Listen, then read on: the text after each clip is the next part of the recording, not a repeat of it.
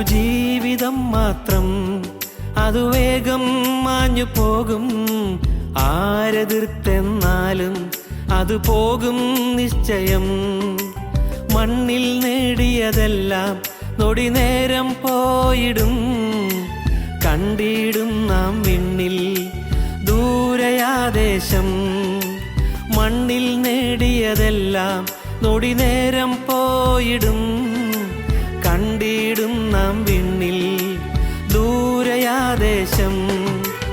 ഒരുങ്ങിട്ടുണ്ടോ നാം, ഒരുങ്ങിട്ടുണ്ടോ?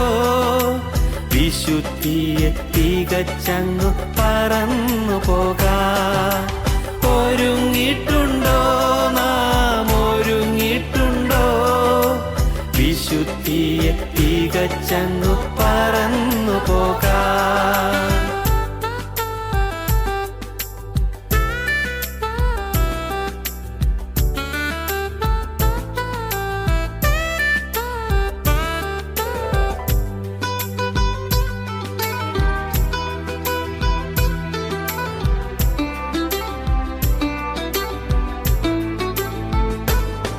ധനസുഖമാനങ്ങളെല്ലാം താൽക്കാലികമെന്നതാൽ കാലങ്ങളായി നാം നേടും.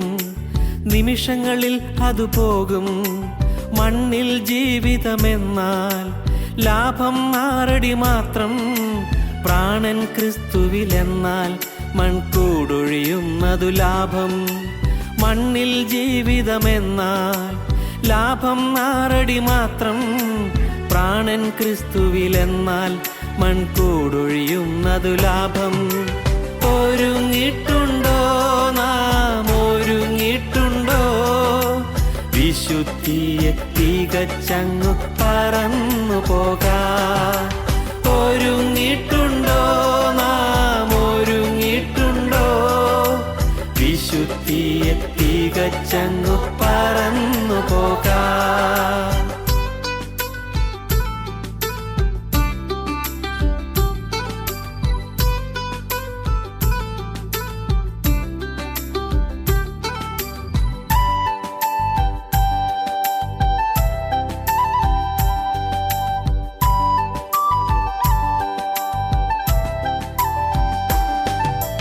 ദേഹം അസ്ഥിരമാകും, മനസ്സതു വ്യാകുലമാകും. കണ്ടവരെല്ലാം പിരിയും, തുണയായി നിന്നവർ മാറും. ഏകാന്തതയില്ലെന്നാൽ നാം നേടിയതെന്തെന്നറിയും. ക്രിസ്തുവിലാശ്രയമെന്നാൽ അതുമാത്രം ലാഭമാകും. ഏകാന്തതയില്ലെന്നാൽ നാം നേടിയതെന്തെന്നറിയും. ക്രിസ്തുവിലാശ്രയമെന്നാൽ അതുമാത്രം ലാഭമാകും. ഒരുങ്ങിട്ടുണ്ടോ നാം, ഒരുങ്ങിട്ടുണ്ടോ? വിശുദ്ധിയെ തികച്ചങ്ങു പറന്നു പോകാം. ഒരുങ്ങിട്ടുണ്ടോ നാം, ഒരുങ്ങിട്ടുണ്ടോ? വിശുദ്ധിയെ തികച്ചങ്ങു പറന്നു പോകാം.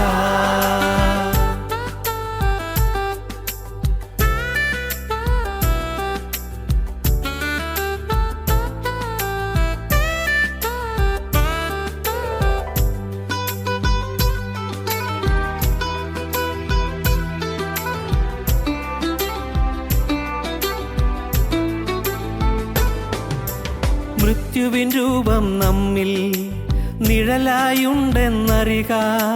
പ്രായം നോക്കാതൊരു നാൾ അതു നമ്മിൽ വന്നിടും. ഉറ്റവരെ നാം പിരിയും, മറ്റൊരു യാത്ര തുടങ്ങും. ക്രിസ്തുവിൻ വഴിയെ പോയാൽ തൻ വീട്ടിൽ നാം എത്തും. ഉറ്റവരെ നാം പിരിയും, മറ്റൊരു യാത്ര തുടങ്ങും. ക്രിസ്തുവിൻ വഴിയെ പോയാൽ തൻ വീട്ടിൽ നാം എത്തും. ഒരുങ്ങിട്ടുണ്ടോ നാം, ഒരുങ്ങിട്ടുണ്ടോ? വിശുദ്ധിയെ തികച്ചങ്ങു പറന്നു പോകാം. ഒരുങ്ങിട്ടുണ്ടോ നാം, ഒരുങ്ങിട്ടുണ്ടോ? വിശുദ്ധിയെ തികച്ചങ്ങു പറന്നു പോകാം. ഒരു ജീവിതം മാത്രം, അത് അതു വേഗം മാഞ്ഞു പോകും. ആരെതിർത്തെന്നാലും അത് പോകും നിശ്ചയം. മണ്ണിൽ നേടിയതെല്ലാം നൊടി നേരം പോയിടും. കണ്ടിടും നാം വിണ്ണിൽ ദൂരയാദേശം. മണ്ണിൽ നേടിയതെല്ലാം നൊടി നേരം പോയിടും. കണ്ടിടും നാം വിണ്ണിൽ ദൂരയാദേശം. ഒരുങ്ങിയിട്ടുണ്ടോ നാം, ഒരുങ്ങിയിട്ടുണ്ടോ? വിശുദ്ധിയെ തികച്ചങ്ങു പറന്നു പോകാൻ. ഒരുങ്ങിയിട്ടുണ്ടോ നാം, ഒരുങ്ങിയിട്ടുണ്ടോ? വിശുദ്ധിയെ തികച്ചങ്ങു പറന്നു പോകാൻ.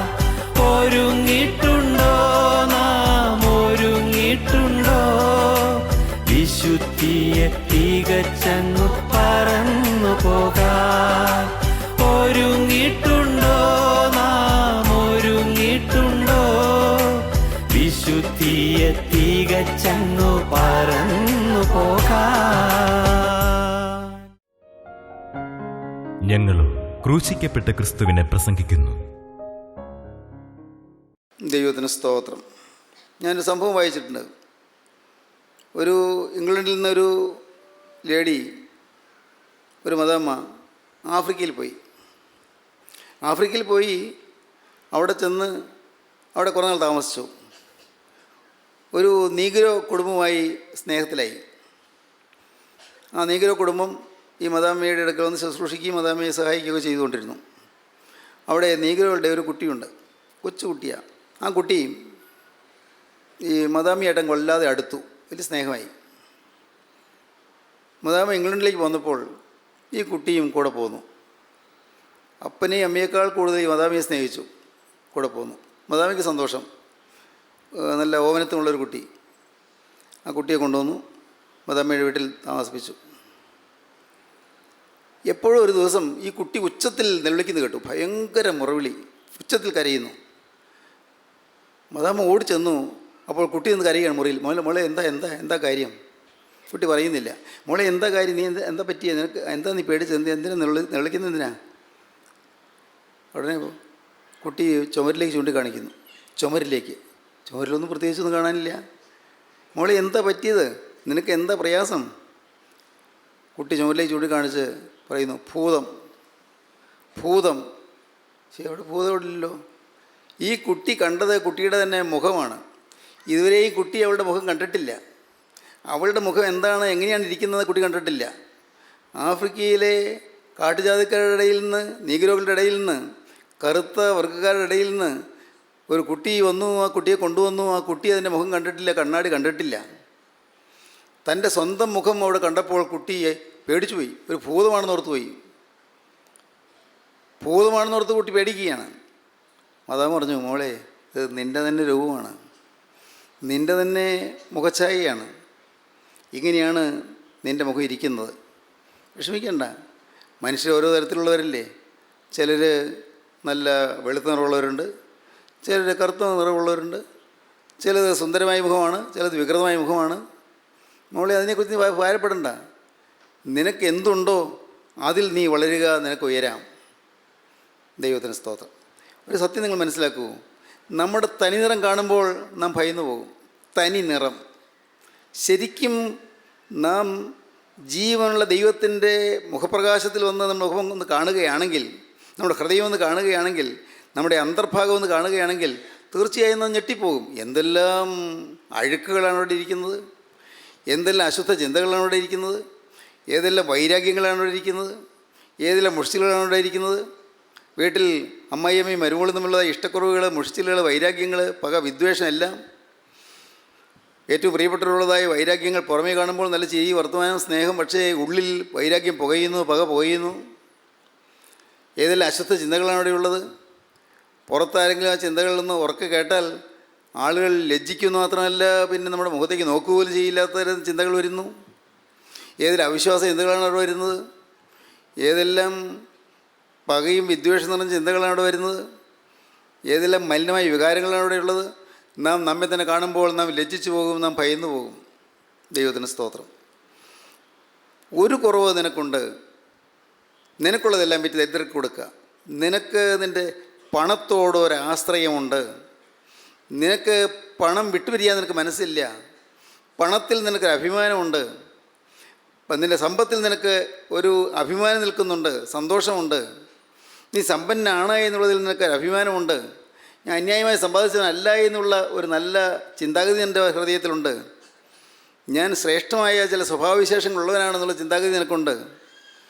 അതുകൊണ്ടാണ് കർത്താവ് പറഞ്ഞത്, നിനക്കുള്ളതെല്ലാം വിറ്റ് ദരിദ്രർക്ക് കൊടുക്കുക. എല്ലാവരും ദരിദ്രർക്ക് കൊടുക്കുക. കാരണം ആ അറ്റാച്ച്മെൻറ്റ് മാറട്ടെ, നിൻ്റെ ഹൃദയത്തിലുള്ളതായ പറ്റുമാനം മാറട്ടെ.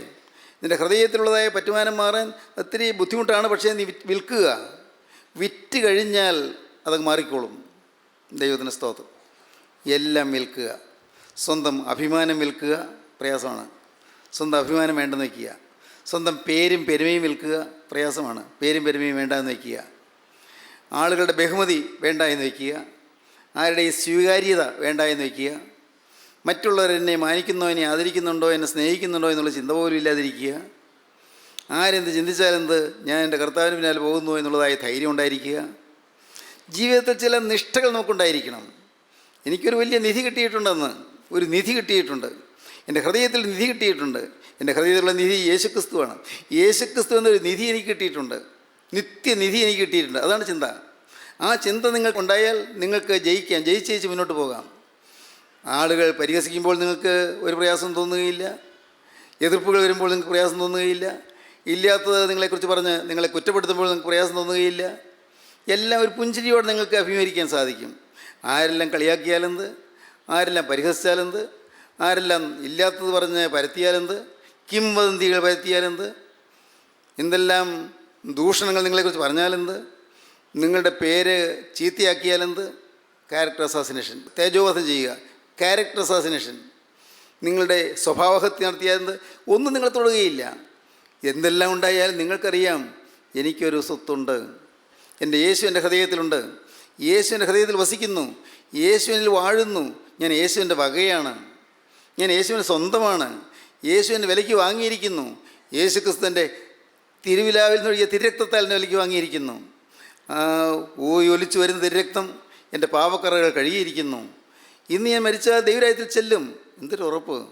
ഞാൻ തികഞ്ഞായതുകൊണ്ടല്ല, എന്നെ ചുറ്റും ആ തിരുരക്തം വന്ന് പൊതിഞ്ഞിരിക്കുന്നു. സ്തോത്രം. എൻ്റെ ഈ ആളത്വത്തിൽ പാവമുണ്ട്. ഈ പാവമുള്ള രൂപത്തിൽ എനിക്കങ്ങോട്ട് ചെല്ലാൻ പറ്റുകയില്ല. പക്ഷേ യേശു ക്രിസ്തുവിൻ്റെ രക്തം എന്നെ പൊതിഞ്ഞതുകൊണ്ട് എനിക്കങ്ങോട്ട് കടന്നിയല്ല. ആ തിരുരക്തത്തിൻ്റെ കൃപയാൽ എനിക്ക് കടന്നിയല്ല. എന്നെ പൊതിഞ്ഞിരിക്കുന്ന ഒരു തിരുരക്തമുണ്ട്. സ്തോത്രം. പ്രിയപ്പെട്ടവർ, നിങ്ങൾക്ക് മനസ്സിലാകുന്നുണ്ടോ? നിങ്ങൾക്ക് അനുഭവിക്കാൻ പറ്റുന്നുണ്ടോ? കർത്താവേ, നിൻ്റെ തിരുരക്തത്താൽ എന്നെ പൊതിയണമേ നിങ്ങൾക്ക് പ്രാർത്ഥിക്കാൻ തോന്നുന്നുണ്ടോ? ദൈവമേ, എൻ്റെ പാവം പുറത്ത് കാണാത്ത വിധത്തിൽ നിൻ്റെ രക്തത്താൽ നീ ആവരണം ചെയ്യണമെന്ന് പ്രാർത്ഥിക്കാൻ തോന്നുന്നുണ്ടോ? യേശുക്രിസ്തുവിൻ്റെ രക്തത്താൽ ആവരണം ചെയ്യണം. യേശുക്രിസ്തുവിൻ്റെ തിരുരക്തത്താൽ നിങ്ങൾ മൂടപ്പെടണം. നിങ്ങൾ വലയം ചെയ്യപ്പെടണം. യേശുക്രിസ്തുവിൻ്റെ തിരുശരീരം മുറിഞ്ഞ ആ തിരുശരീരത്താൽ നിങ്ങൾ പൊതിയപ്പെടണം. ദേഹമെന്ന തിരശ്ശീല ചീന്തി നമുക്ക് ജീവനുള്ള പുതുവഴി സൃഷ്ടിച്ചിരിക്കുന്നു. ഇബ്രാഹിം ലേഖന കർത്താവ് അങ്ങനെയാണ് പറയുന്നത്. അവൻ്റെ ദേഹമെന്ന തിരശ്ശീല ചീന്തി, 10-ാം അധ്യായം, ദേഹമെന്ന തിരശ്ശീല ചീന്തി നമുക്ക് നിത്യജീവനിലേക്ക് ഒരു പുതിയ വഴി തുറന്നിരിക്കുന്നു. ആർക്കും പ്രവേശിക്കാം. ദേഹമെന്ന തിരശ്ശീല, യേശു ക്രിസ്തു ദേഹമെന്ന തിരശ്ശീല ചീന്തി. ആ തിരശ്ശീലയുടെ ഒരറ്റം എനിക്ക് പൊതിഞ്ഞ് തന്നിരിക്കുന്നു. സ്തോത്രം. സഹോദരങ്ങളെ, ഈ ഭാഗ്യാവസ്ഥയിലേക്ക് വരാൻ നിങ്ങൾക്ക് ആഗ്രഹമുണ്ടോ? അതിന് നാളുകൾ നിങ്ങൾ കാത്തിരിക്കേണ്ട. ഇത് കേട്ടുകൊണ്ടിരിക്കുമ്പോൾ തന്നെ നിങ്ങൾക്ക് സാധിക്കാം. നിങ്ങൾ ഇരിക്കുന്നിടത്ത് ഇരുന്നുകൊണ്ട് അത് നിങ്ങൾക്ക് പ്രാപിക്കാം. നിങ്ങളൊരു കാര്യം ചെയ്താൽ മാത്രം മതി. കർത്താവേ, ഞാൻ ഒട്ടും തികഞ്ഞവനായില്ല. ഞാൻ പാപിയാണ്. കർത്താവേ, ഞാൻ അശുദ്ധനാണ്. എൻ്റെ തനിനിറം ഞാൻ കണ്ടാൽ ഞാൻ തന്നെ ഭയന്നു പോകും. എൻ്റെ കർത്താവേ, തിരുമുമ്പാകെ വരാൻ എനിക്ക് ഒരു കാരണവശാലും അർഹതയില്ല. കർത്താവേ, ഞാൻ ഒന്നും അതിനോട് പറയുന്നു. നീ എനിക്ക് വേണ്ടി രക്തം ചിന്തി എന്ന് ഞാൻ വിശ്വസിക്കുന്നു. വീണ്ടും ഞാൻ പറയുന്നു, കർത്താവേ, നീ എന്നെ സ്നേഹിക്കുന്നുവെന്ന് ഞാൻ വിശ്വസിക്കുന്നു. എൻ്റെ തെറ്റുകൾ ചൂണ്ടിക്കാണിക്കുമ്പോഴും ആ സ്നേഹം നിറഞ്ഞു കവിഞ്ഞ് ഒഴുകുകയാണെന്ന് ഞാൻ വിശ്വസിക്കുന്നു. എൻ്റെ കുറവുകൾ ചൂണ്ടിക്കാണിക്കുമ്പോഴും നീ എന്നെ സ്നേഹിക്കുകയാണെന്ന് ഞാൻ മനസ്സിലാക്കുന്നു.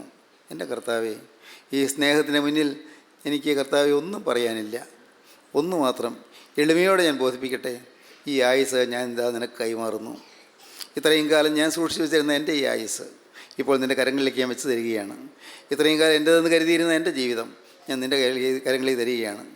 എൻ്റെ ഈ ശരീരം, എൻ്റെ ഈ ദേഹം, ദേഹി, ആത്മാവ്, എൻ്റെ സമ്പത്ത്, എൻ്റെ വിദ്യാഭ്യാസം, എനിക്കുള്ള സ്വാധീനം, എനിക്കുള്ള കഴിവുകൾ, എനിക്കുള്ള കഴിവുകേടുകൾ, കർത്താവേ, എൻ്റെ കുടുംബം, എൻ്റെ ഭാര്യ, എൻ്റെ ഭർത്താവ്, എൻ്റെ മക്കൾ, എൻ്റെ മാതാപിതാക്കൾ, എൻ്റെ സഹോദരങ്ങൾ, എൻ്റെ കർത്താവേ, ഞാൻ ചേർന്ന് നിൽക്കുന്ന ഏതെല്ലാം തുറകളുണ്ടോ, ഏതെല്ലാം മേഖലകളുണ്ടോ, അതെല്ലാം ഇതാ ഞാൻ നിൻ്റെ കയ്യിലേക്ക് തരുന്നു.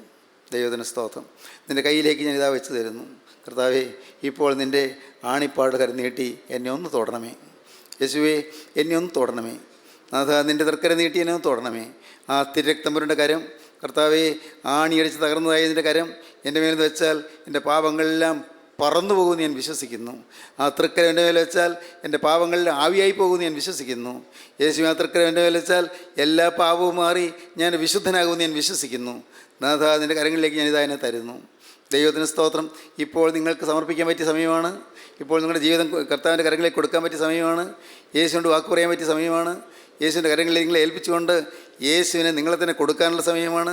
നിങ്ങളുടെ അവയവങ്ങൾ യേശുവിന് കൊടുക്കുക, നിങ്ങളുടെ ജീവിതം യേശുവിന് കൊടുക്കുക, നിങ്ങളുടെ സംസാര രീതികൾ യേശുവിന് കൊടുക്കുക, നിങ്ങളുടെ ചിന്താഗതികൾ യേശുവിന് കൊടുക്കുക.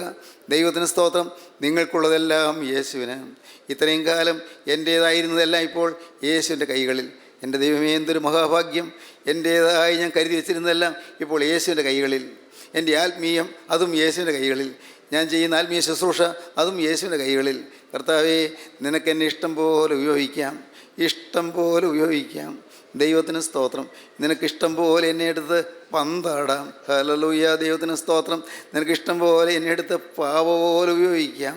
എനിക്ക് ജീവനില്ല, നിൻ്റെ ജീവനാണ് എൻ്റെ ഉള്ളിൽ തുടിക്കുന്നത്. എന്നെ നിനക്കിഷ്ടം പോലെ ഉപയോഗിക്കാം. കർത്താവേ, എനിക്ക് സ്വന്തം ബലമില്ല, നിൻ്റെ ബലമാണ് എന്നിൽ കൂടി ഒഴുകുന്നത്. ഹല്ലേലൂയ. ദൈവത്തിന് സ്തോത്രം. എനിക്ക് സ്വന്തമായ വ്യക്തിത്വമില്ല, നിൻ്റെ ആളത്വമാണ് എന്നിൽ കൂടി ഒഴുകുന്നത്. ഹല്ലേലൂയ. ദൈവത്തിന് സ്തോത്രം. നിങ്ങൾക്ക് ദൈവത്തിൻ്റെ കരങ്ങളിലേക്ക് ഏൽപ്പിച്ചുകൊണ്ട് നിങ്ങൾക്കിപ്പോൾ തീരുമാനമെടുക്കാം. കർത്താവോട് വാക്ക് പറയാം. കർത്താവേ, ഞാനിതാ വരുന്നു, എന്നെ നീ കൈക്കൊള്ളണമേ. എൻ്റെ യേശുവേ, ഞാനിതാ വരുന്നു, എന്നെ നീ കൈക്കൊള്ളണമേ. നാഥാ, പാവിയായി ഞാനിതാ വരുന്നു, എന്നെ നീ കൈക്കൊള്ളണമേ. ഏറെ കുറ്റങ്ങളും കുറവുകളുള്ള ഞാനിതാ വരുന്നു, എന്നെ നീ സ്വീകരിക്കണമേ. യേശുവേ, എൻ്റെ കുറവുകളെ പോക്കണമേ. ദൈവത്തിന് സ്തോത്രം. നാഥാ, എൻ്റെ ആശ്രയങ്ങൾ തകർക്കണമേ. ദൈവത്തിന് സ്തോത്രം. എൻ്റെ ആശ്രയ സ്ഥാനങ്ങൾ തകർക്കണമേ. ദൈവത്തിന് സ്തോത്രം. എല്ലാം തകർന്ന് ഒന്നുമില്ലാത്തവനെ പോലെ തിരുമുമ്പാകെ വരാൻ എനിക്ക് നീ ഭാഗ്യം തരണമേ. ദൈവത്തിന് വലിയ നാമം മഹത്വപ്പെടട്ടെ. ദൈവത്തിന് സ്തോത്രം. പ്രിയപ്പെട്ടവരെ, നിങ്ങൾ കർത്താവിൻ്റെ കരങ്ങളിലേക്ക് കൊടുക്കൂ. ദൈവത്തിന് സ്തോത്രം. അവിടെ നാം കാണുന്നത് എന്താണ്? ആ ചെറുപ്പക്കാരൻ, അവൻ ഇതെല്ലാം കേട്ട് അവൻ ദുഃഖിതനായി പോയി കളഞ്ഞു. കേൾക്കേണ്ട വചനം അവൻ കേട്ടു, കിട്ടേണ്ടതായ ആലോചന അവന് കിട്ടി. പക്ഷേ അവൻ ദുഃഖിതനായി പോയി കളഞ്ഞു, ദുഃഖമായിപ്പോയി. അവന് സാധിക്കുന്നില്ല. അവന് ന്യായങ്ങളുണ്ട്, വേണമെങ്കിൽ ന്യായം പറയാനുണ്ട്. ഞാൻ ഒരിക്കലും അന്യായമായി സമ്പാദിച്ചില്ല, ഞാൻ ആരെയും ഉപദ്രവിച്ചില്ല, ആരുടെയും വേണമെന്ന് ആഗ്രഹിക്കുക പോലും ചെയ്തില്ല. എൻ്റേത് ഞാൻ സൂക്ഷിച്ചു എന്നല്ലാതെ ഞാൻ വേറെ എന്താ ചെയ്തത്? എനിക്കെന്താ കുറ്റം? അവന് വിനയപ്പെടാൻ കഴിഞ്ഞില്ല, അവൻ താഴാൻ സാധിച്ചില്ല. യേശു ക്രിസ്തുവിൻ്റെ വചനത്തിൻ്റെ മുന്നിൽ വിനയപ്പെടാൻ അവന് കഴിഞ്ഞില്ല. കഷ്ടമായിപ്പോയി. അവൻ ദുഃഖിതനായി പോയി കളഞ്ഞു. കർത്താവ് ദുഃഖത്തോട് നോക്കി നിന്നു. ശിഷ്യന്മാർക്ക് തോന്നി, ഇങ്ങനെ അവർക്ക് തോന്നിയോന്ന് അവർ ഏകദേശം അങ്ങനെ കൃത്യമായിട്ട് പറയുന്നില്ല, പക്ഷേ അവർക്ക് തോന്നി എന്ന് ഞാൻ ഭാവനയിൽ കാണട്ടെ. അവർക്ക് തോന്നി. എങ്കിലും കർത്താവ് അവനെ പോകുന്ന കണ്ടപ്പോൾ തിരിച്ചു വിളിക്കാമായിരുന്നു. എടാ മോനെ, നീ വന്നേ, നീ ബാല്യം മുതൽ ചെറുപ്പം മുതൽ കൽപ്പനകളെല്ലാം പ്രമാണിക്കുന്നതാണല്ലോ, നീ വരൂ, കുറേ നാൾ എൻ്റെ കൂടെ നടക്കൂ, അപ്പോൾ നിനക്ക് ക്രമേണ എല്ലാം ശരിയായിക്കൊള്ളും എന്ന് കർത്താവ് ഒന്ന് പറഞ്ഞിരുന്നെങ്കിൽ. ശിഷ്യന്മാർക്ക് അങ്ങനെ ചിന്തയുണ്ട്. അങ്ങനെ ചിന്തയുണ്ടെന്ന് വേദപുസ്തകം പറഞ്ഞിട്ടില്ല.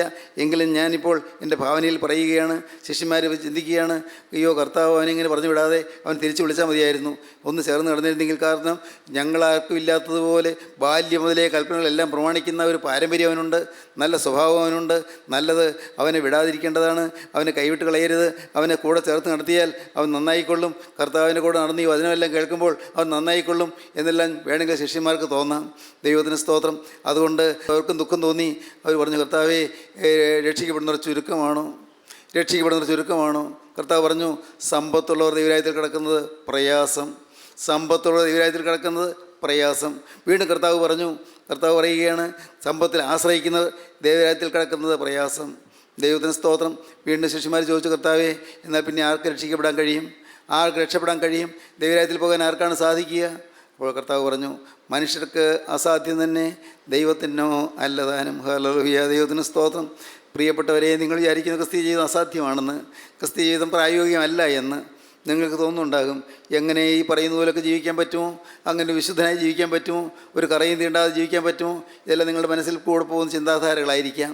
എന്നാൽ ഞാൻ ഇന്ന് നിങ്ങളോട് പറയട്ടെ, ദൈവത്തിന് സ്തോത്രം, ദൈവത്തിൻ്റെ വലിയ നാമം മഹത്വപ്പെടട്ടെ. എൻ്റെ കർത്താവിൻ്റെ പാദം കെട്ടിപ്പിടിച്ചുകൊണ്ട് ഞാൻ പറയട്ടെ, ദൈവത്തിന് സ്തോത്രം. നിങ്ങൾക്ക് അസാധ്യമെന്ന് നിങ്ങളെന്ന് കരുതുന്നെങ്കിൽ, നിങ്ങൾ വിശ്വാസത്തോടെ സമർപ്പിക്കുകയാണെങ്കിൽ ഇപ്പോൾ നിങ്ങൾക്കത് സാധ്യമാക്കി തരും. ദൈവത്തിന് സ്തോത്രം. വിശ്വാസത്തോടെ സമർപ്പിക്കൂ. എന്നെ ശക്തനാക്കുന്നതിന് മുഖാന്തരം ഞാൻ സകലത്തിന് മതിയാകുന്നെന്ന് നിങ്ങൾ ഉച്ചത്തിൽ ഘോഷിക്കും. ദൈവത്തിന് സ്തോത്രം. എന്നെ ശക്തനാക്കുന്നതിന് മുഖാന്തരം ഞാൻ സകലത്തിന് മതിയാകുന്നു. ദൈവത്തിൻ്റെ വലിയ നാമം മഹത്വപ്പെടട്ടെ. അപ്പോൾ നിങ്ങൾ പറയും, നീ എൻ്റെ ദൈവത്തെ കത്തിക്കും, എൻ്റെ ദൈവമായ യഹോവ എൻ്റെ അന്ധകാരത്തെ പ്രകാശമാക്കും. നിന്നാൽ ഞാൻ പടക്കൂടത്തിന് നേരെ പാഞ്ഞു ചെല്ലും, എൻ്റെ ദൈവത്താൽ ഞാൻ മതിൽ ചാടിക്കടക്കും. ഹല്ലേലൂയ. ദൈവത്തിന് സ്തോത്രം. നിന്നാൽ ഞാൻ പടക്കൂട്ടത്തിന് നേരെ പാഞ്ഞു ചെല്ലും, എൻ്റെ ദൈവത്താൽ ഞാൻ മതിൽ ചാടിക്കടക്കും. ദൈവത്തിന് സ്തോത്രം. വീണ്ടും 27 സങ്കീർത്തനത്തിൽ പറയുന്നത് പോലെ നമുക്കും പറയാൻ സാധിക്കും, ഞാൻ ജീവനുള്ളവരുടെ ദേശത്ത് യഹോവയുടെ നന്മ കാണുമെന്ന് വിശ്വസിച്ചില്ലെങ്കിൽ കഷ്ടം. യഹോവെങ്കിൽ പ്രത്യാശ വയ്ക്കുക, ധൈര്യപ്പെട്ടിരിക്കുക, നിൻ്റെ ഹൃദയം ഉറച്ചിരിക്കട്ടെ, അതേ യഹോവെങ്കിൽ പ്രത്യാശ വയ്ക്കുക. ദൈവത്തിന് സ്തോത്രം. ഞാൻ ജീവനുള്ളവരുടെ ദേശത്ത് യഹോവയുടെ നന്മ കാണുമെന്ന് വിശ്വസിച്ചില്ലെങ്കിൽ കഷ്ടം. യഹോവയെങ്കിൽ പ്രത്യാശ വയ്ക്കുക, ധൈര്യപ്പെട്ടിരിക്കുക, നിൻ്റെ ഹൃദയം ഉറച്ചിരിക്കട്ടെ, അത് യഹോവയിൽ പ്രത്യാശ വയ്ക്കുക. ദൈവത്തിന് സ്തോത്രം. അപ്പോഴാണ് ധൈര്യമായി നമുക്ക് പറയാൻ സാധിക്കുന്നത്, യഹോവ എൻ്റെ വെളിച്ചവും എൻ്റെ രക്ഷയുമാകുന്നു, അവൻ്റെ ജീവൻ്റെ ബലം ഞാൻ ആരെ പേടിക്കും. ദൈവത്തിന് സ്തോത്രം. 27 സംഘത്തിന് 1-ാം വാക്യം മുതൽ നമുക്ക് വായിച്ച് കേൾക്കാം. 27-ാം സംഘത്തിന് 1-ാം വാക്യം മുതൽ, യഹോവ എൻ്റെ ജീവൻ്റെ ബലം, യഹോവ എൻ്റെ രക്ഷ എൻ്റെ ബലവുമാകുന്നു. ദൈവത്തിന് സ്തോത്രം. വായിക്കാം. യഹോവ എൻ്റെ വെളിച്ചവും എൻ്റെ രക്ഷയുമാകുന്നു, ഞാൻ ആരെ ഭയപ്പെടും. യഹോവ എൻ്റെ ജീവൻ്റെ ബലം, ഞാൻ ആരെ പേടിക്കും.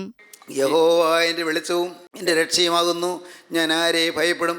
യഹോവ എൻ്റെ ജീവൻ്റെ ബലം, ഞാൻ ആരെ പേടിക്കും. എൻ്റെ വൈരികളും ശത്രുക്കളുമായ ദുഷ്കർമ്മികൾ എൻ്റെ മാംസം തിന്നുവാൻ എന്നോട് അടുക്കുമ്പോൾ ഇടറി വീഴും. എൻ്റെ വൈരികളും ശത്രുക്കളുമായ ദുഷ്കർമ്മികൾ, പിശാചുക്കൾ, ദുരാത്മാക്കൾ എൻ്റെ മാംസം തിന്നുവാനോട് അടുക്കുമ്പോൾ ഇടറി വീഴും. ഒരു സൈന്യം എൻ്റെ നേരെ പാളയമിറങ്ങിയാലും, പിശാചിക സേനകൾ വന്ന് പാളയമിറങ്ങിയാലും, ഒരു സൈന്യം എൻ്റെ നേരെ വന്ന് പാളയമിറങ്ങിയാലും എൻ്റെ ഹൃദയം ഭയപ്പെടുകയില്ല. എനിക്ക് യുദ്ധം നേരിട്ടാലും ഞാൻ നിർഭയമായിരിക്കും. യുദ്ധം നേരിട്ടാലും നിർഭയമായിരിക്കാം. കാരണം എനിക്കൊരു ലക്ഷ്യമേ ഉള്ളൂ, ഒരേ ഒരു ലക്ഷ്യം. ഞാനൊരു കാര്യം യഹോവയോട് അപേക്ഷിച്ചു, അത് തന്നെ ഞാൻ ആഗ്രഹിക്കുന്നു. ഒരു കാര്യം ആഗ്രഹിക്കുന്നു, ഒരു കാര്യം അപേക്ഷിക്കുന്നത് മാത്രം, വേറൊന്നില്ല. ഞാൻ യഹോവയോട് ഒരു കാര്യം അപേക്ഷിച്ചു, അത് തന്നെ ഞാൻ ആഗ്രഹിക്കുന്നു.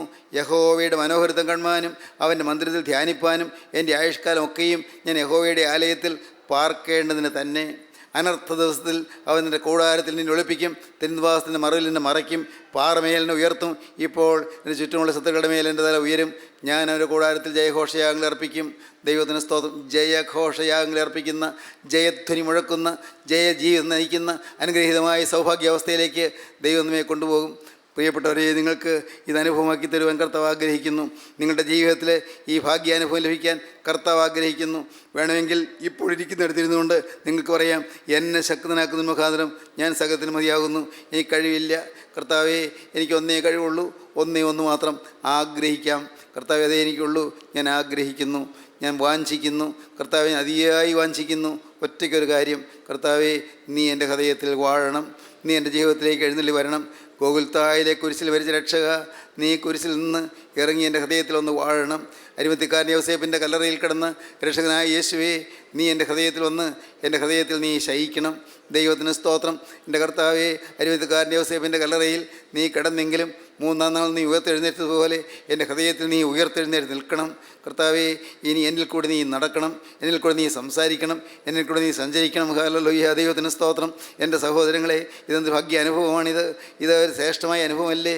ഇത് സൗഭാഗ്യകരമായ അനുഭവമല്ലേ? യേശു നമ്മിൽ കൂടി നടക്കുന്നു, യേശു നമ്മിൽ കൂടി സംസാരിക്കുന്നു, യേശു നമ്മിൽ കൂടി പ്രവർത്തിക്കുന്നു, യേശു ചെയ്യാനുള്ള വേലകൾ നമ്മിൽ കൂടി നിവർത്തിക്കുന്നു. ദൈവത്തിന് സ്തോത്രം. ഇതിനെ അഴിച്ചു കൊണ്ടുവരുന്നത് എന്തിനെന്ന് ആരെങ്കിലും നിങ്ങളോട് ചോദിച്ചാൽ, ഞങ്ങളുടെ കർത്താവിന് ഇതിനെക്കൊണ്ട് ആവശ്യമുണ്ട് എന്ന് പറയുവിൻ. ഹല്ലേലൂയ. നമ്മെക്കൊണ്ട് ദൈവത്തിന് ആവശ്യമുണ്ട് എന്ന്. എൻ്റെ കർത്താവിന് സ്തോത്രം. യേശുവിന് നമ്മെക്കൊണ്ട് ആവശ്യമുണ്ട്. നമ്മെ ഓരോരുത്തരെക്കുറിച്ചും കർത്താവിന് ഉദ്ദേശമുണ്ട്. നമ്മെക്കൊണ്ട് യേശുവിന് ആവശ്യമുണ്ട്. യേശുവിന് ചിലതെല്ലാം നിവർത്തിക്കാനുണ്ട്. ചില കാര്യങ്ങൾ നിവർത്തിക്കാൻ കർത്താവ് ആഗ്രഹിച്ച് നിൽക്കുകയാണ്.